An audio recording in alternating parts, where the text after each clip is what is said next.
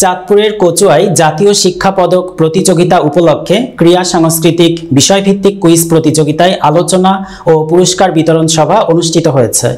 মঙ্গলবার 17 নং মাঝিগাছা সরকারি প্রাথমিক বিদ্যালয় মিলনায়তনে এ অনুষ্ঠানে প্রধান অতিথি হিসেবে বক্তব্য রাখেন বিআরবি কেবল ইন্ডাস্ট্রি লিমিটেডের ডিরেক্টর সেলস অ্যান্ড মার্কেটিং ও নিরাপদ সড়কচাই কচুয়া উপজেলা শাখার প্রধান উপদেষ্টা মোহাম্মদ রফিকুল ইসলাম রনি।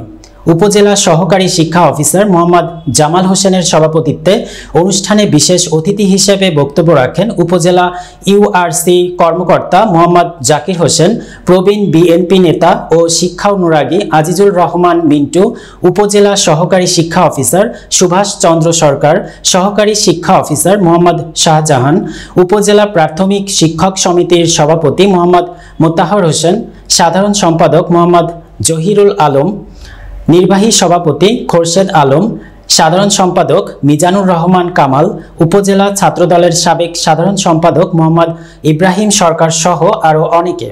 বিতারা সরকারি প্রাথমিক বিদ্যালয়ের প্রধান শিক্ষক মোহাম্মদ নাসির উদ্দিনের পরিচালনায় অনুষ্ঠানে স্বাগত বক্তব্য রাখেন মাঝিগাছা সরকারি প্রাথমিক বিদ্যালয়ের প্রধান শিক্ষক মোহাম্মদ শফিকুল ইসলাম।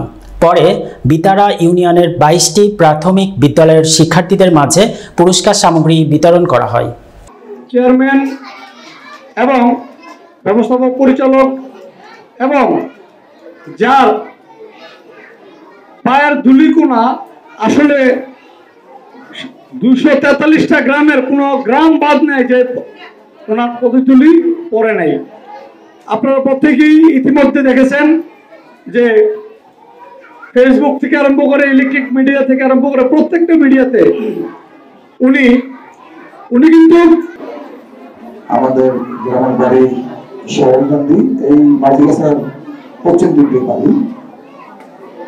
আর একটা বড় কথা হলো, আমি এই মাঝিগাছা স্কুলে থেকে এসএসসি পাস করছি 85 সালে। হয়তো অনেকের সে সময় জন্ম হয়নি বা অনেকের লেখাপড়া খুব ছোট ছিল।